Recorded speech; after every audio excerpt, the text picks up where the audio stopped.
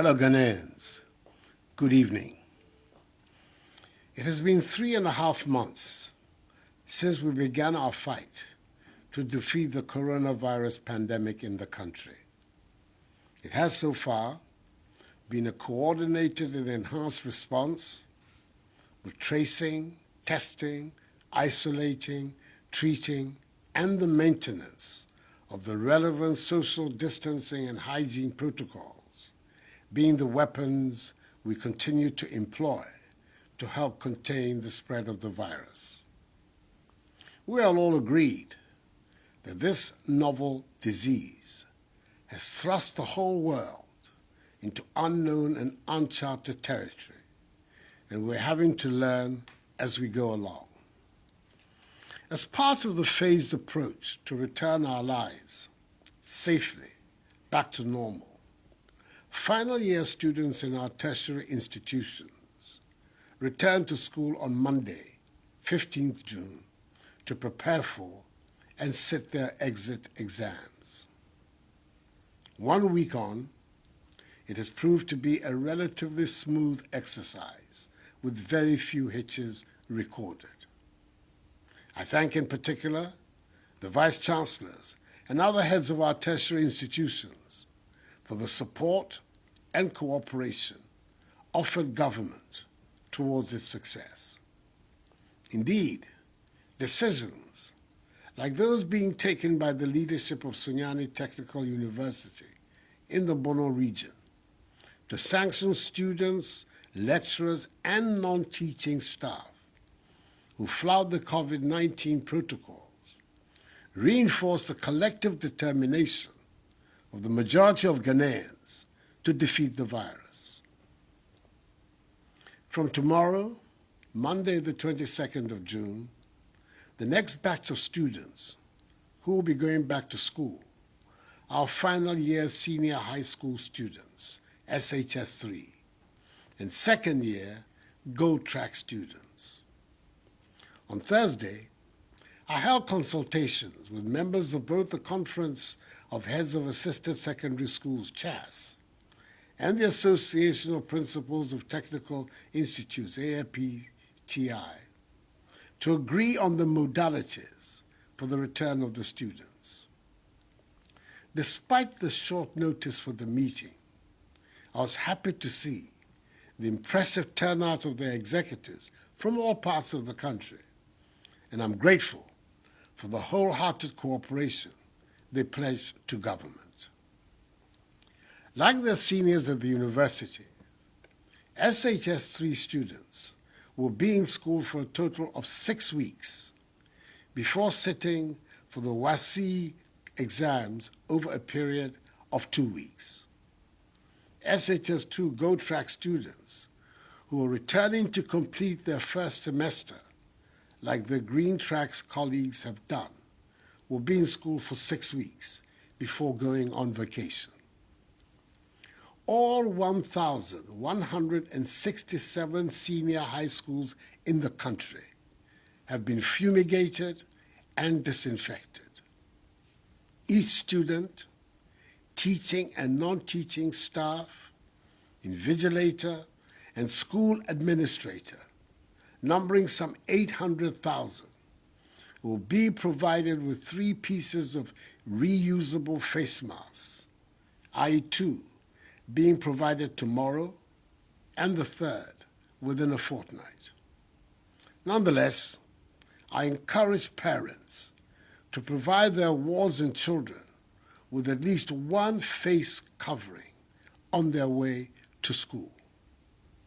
A total of 18,000 Veronica buckets, 800,000 pieces of 200 mils sanitizers, 36,000 rolls of tissue paper, 36,000 gallons of liquid soap, and 7,200 thermometer guns have been distributed. A maximum of 25 students will be permitted in each class. All-day students in schools with boarding houses will be resident in these boarding houses, whilst day students in schools without boarding facilities will commute from home and will be required to adhere to enhanced hygiene protocols. Eating in dining halls will be in appropriate numbers, and no visitors to the schools will be allowed. There will be no mass gatherings and no sporting activities. Religious activities under the new protocols will be permitted. Social distancing and the wearing of face masks are obligatory in our schools. One dormitory block in each senior high school is to be used as an isolation center in the event of a student falling sick. Again, each senior high school has been mapped to a health facility, and care will be provided to the sick by nurses assigned to these schools. Through the National Food and Buffer Stock Company, enough food supplies have been distributed to all schools. Government is also making available 350 buses and 840 pickup vehicles to senior high schools that did not receive vehicles in 2016. For the first time in our nation's history, government will absorb the WASSCE examination fees of the 313,837 students who will sit for the exam. 75.4 million cedis will be spent on this. These SHS3 students, also referred to by some as the Akufo-Addo graduates, are also the first group of beneficiaries of government's free senior high school policy to sit the WASSCE exams. 1.2 million children, the highest such enrollment in our nation's history because of this policy, are currently in senior high schools. Let us pause for a moment to consider what would have happened to the 400,000 more students who have entered senior high school between 2017 and 2019 without this policy in place. We introduced free SHS because history and the experiences of developed nations have shown that the most efficient way to empower the population and thereby guarantee the future of the nation is by investing in education and skills training of the youth. This is because it is the people of Ghana, Ghanaians like you and I, and especially the youth of today, who are going to build Ghana. Without an educated populace, it will be difficult to transition from the status of a developing to a developed nation. Summing it up, that most noble Ghanaian, James Kwegyir Aggrey, said 100 years ago, and I quote, "I want all my people, my countrymen and women, to be educated, and thus render Africa indispensable in intellectual, spiritual, and commercial products of the world," unquote. I take this opportunity to assure all parents and guardians the government is determined to protect the lives of the 800,000 students, teachers, and non-teaching staff who will be returning to school from tomorrow. I will be the last person to put the lives of the Akufo-Addo graduates at risk. It bears repeating that they must all adhere strictly to enhanced personal hygiene and social distancing protocols, regularly wash their hands with soap under running water, refrain from shaking hands, and wear masks to protect themselves and others. These rules apply to all of us. Fellow Ghanaians, the experts told us right at the beginning of this pandemic that whether the virus spreads or not is dependent on our individual behavior. Someone put it graphically that the virus has not got feet and cannot move by itself, and that we humans spread it. The large majority of us continue to adhere to the protocols. Unfortunately, there are some who do not. Others have slackened, and an unacceptably significant number have refused to obey them altogether.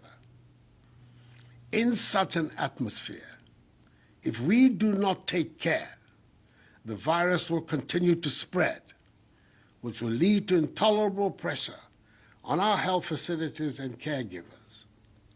Each one of us must be part of the fight to stop the spread of the virus. Our approach to dealing with the virus, as I've always said, will be informed by the evolving science and data. At the outset of the pandemic, the scientific community and the World Health Organization, WHO, on 12 January 2020, recommended two main criteria for declaring someone who was tested positive as having recovered from the disease. The first is that you no longer have symptoms, and the second is that you're no longer capable of infecting others. Initially, the scientific thinking was that as long as you continue to test positive, you're capable of infecting others. Hence the requirement for the 2 consecutive negative tests before you're declared as having recovered. This was the science that informed the guidelines that Ghana has so far followed. However, there's now new evidence which states that after 10 to 14 days, a person with no symptoms is unlikely to transmit the virus to others, even if the person continues to test positive. It is on this basis that WHO has updated its guidelines as published per its Clinical Management of COVID-19 Interim Guidance of 27th May 2020, quote, as part of the clinical care pathway of a COVID-19 patient, unquote. According to WHO, asymptomatic patients, i.e., those who have tested positive for the virus but are not exhibiting any symptoms after 14 days, quote, are not likely to be infectious and therefore are unlikely to be able to transmit the virus to another person, unquote.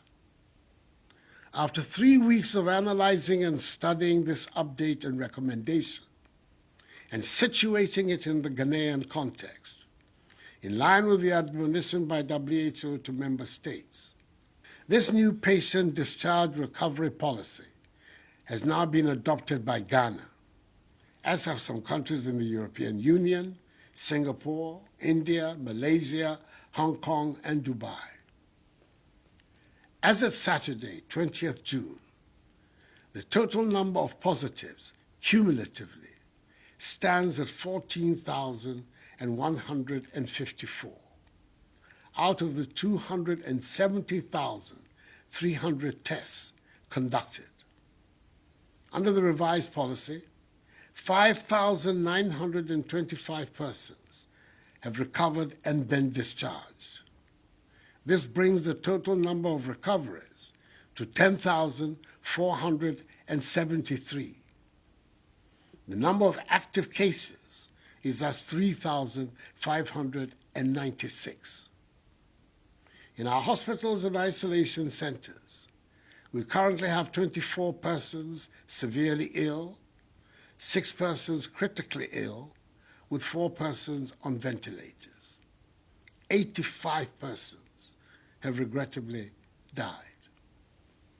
This increased number of persons being discharged from our isolation and treatment centers brings in its wake yet another issue that we have to deal with: stigmatization.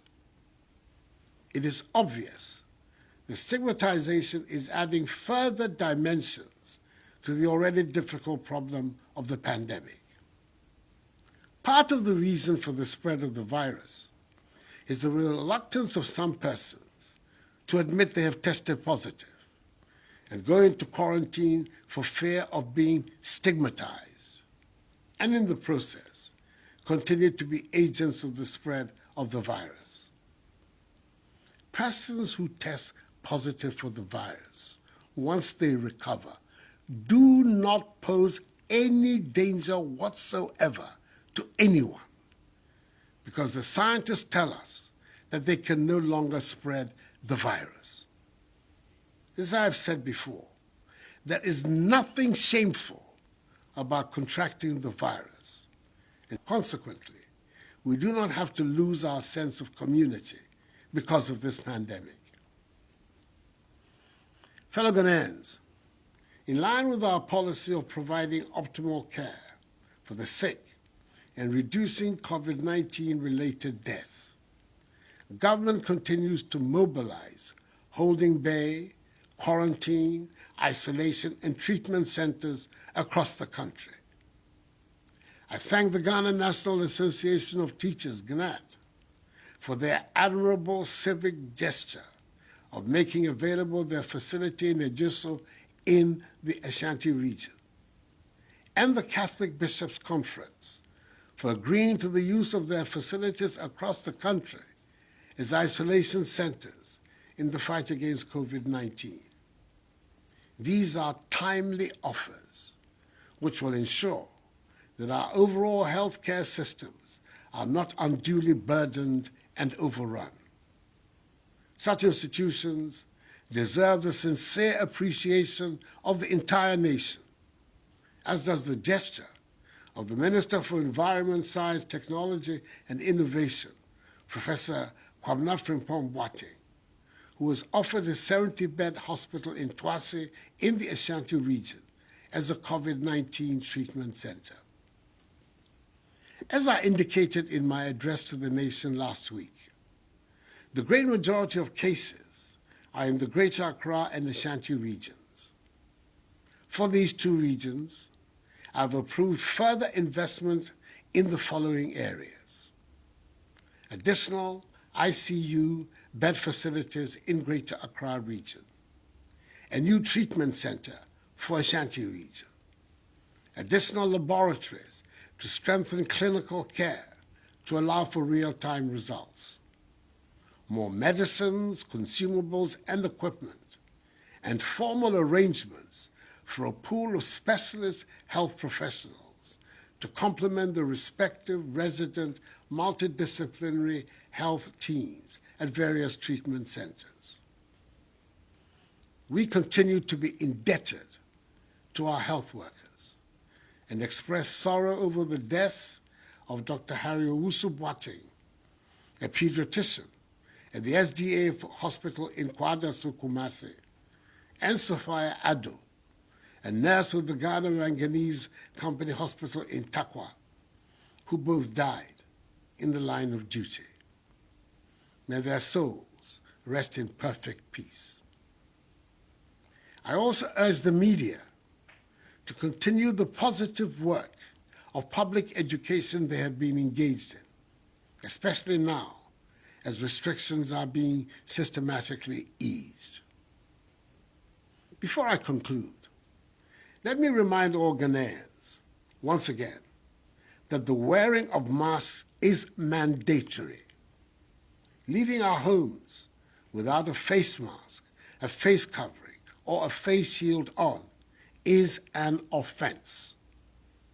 The police will conduct random checks in the enforcement of this directive. If you are arrested by the police defying this directive, your sanction could be severe. So please, let us all, at all times, wear our masks. I appeal to each and every one of you to take this as a personal challenge and help rid Ghana of the virus. Even though we now have a better understanding of the dynamism of the virus in our country, even though the majority of people who contract the virus do not show any symptoms at all, And even though Ghanaians are not dying in the hundreds and thousands that were originally anticipated, we cannot afford to be complacent and let our guard down. Let us remain focused and adhere to the enhanced hygiene, social distancing, and mask-wearing protocols that have and must become part and parcel of our daily lives for the foreseeable future. We can do it if we work at it. And if you're SHS 3-4, besa ako school, bosumi mienui. Ako suade, na one tumi atron on social etwato. SHS 2 go track for so besa ako wie one term edikan. Send a green track for aye. Then she say ya and they say emra woni wo school no awofo ntumi nkosra won ma e wo woni da boarding. You say be den ama awofo nanso eye mayama no na me hia awofo bo say aban school for mpanyinfo ene teacher for hwehwe school for no so abo wo ho ban sene efata no woni wie nsohwe na woni asane abefie asomdwe mu bilimpa bo eta wonyina echi na woni twa nsohwe no fe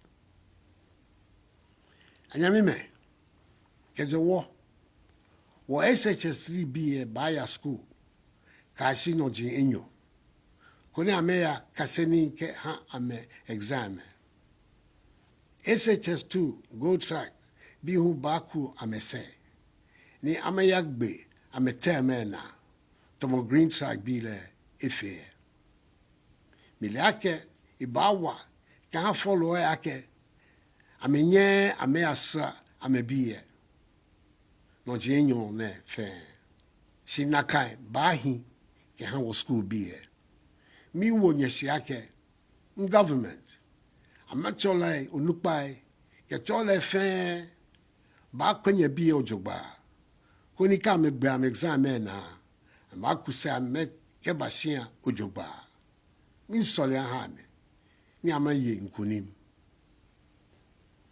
Let me, in conclusion, wish the Addo graduates, the SHS 3 students, and their seniors in university the best of luck in their forthcoming examinations, which will be conducted in safety. Ghana needs them all for her progress. May God bless us all in our homeland Ghana and make her great and strong. I thank you for your attention.